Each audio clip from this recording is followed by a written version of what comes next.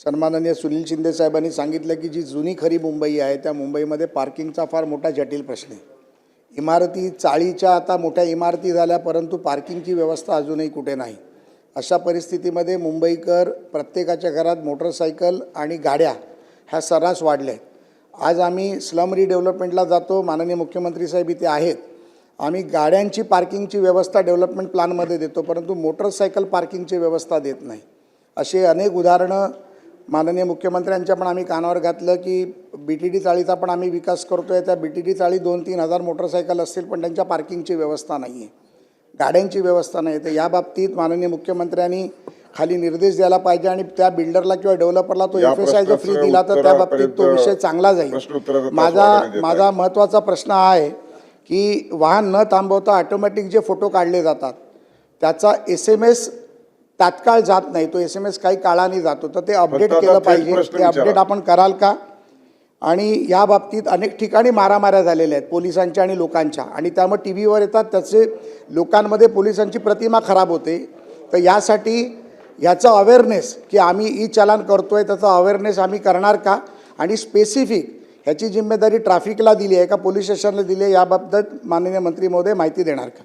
मतलब पहिला विषय हा वस्तुस्थिती आहे की आपण DCR मध्ये 2 व्हीलर पार्किंग हा विषयच ठेवलेला नाही किंवा त्याच्यावर त्या प्रकारे आपण जोर दिलेला नाही।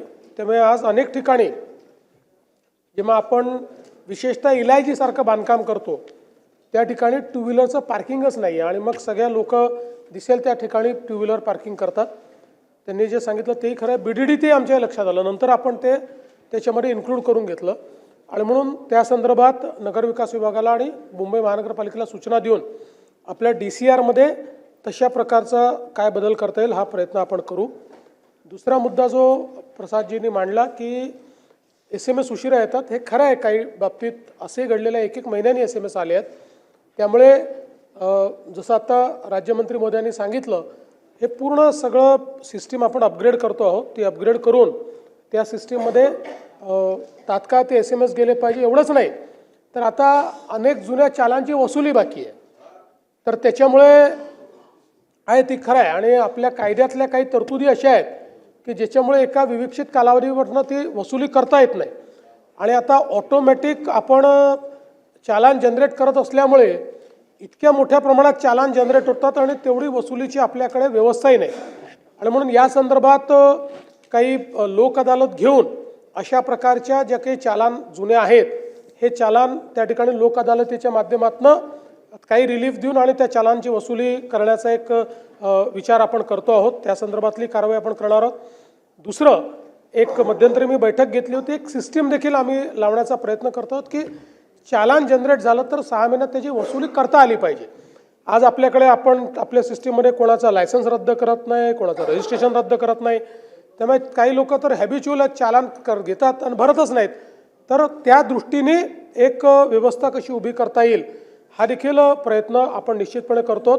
आणि तिसरा जो आपण मुद्दा सांगितला त्या संदर्भात राज्यमंत्री महोदयांनी सांगितलं, गोव्यासारख्या राज्याने हा प्रयोग चांगला केलेला आहे की त्यांनी चालान करणाऱ्या चालानाची अथॉरिटी ज्यांना आहे ट्रॅफिक पोलीस, त्यांनी बॉडी कॅमेरा असेल तरच चालान करता येईल अशा पद्धतीचं त्यांनी आता त्या ठिकाणी नियम केलेला आहे।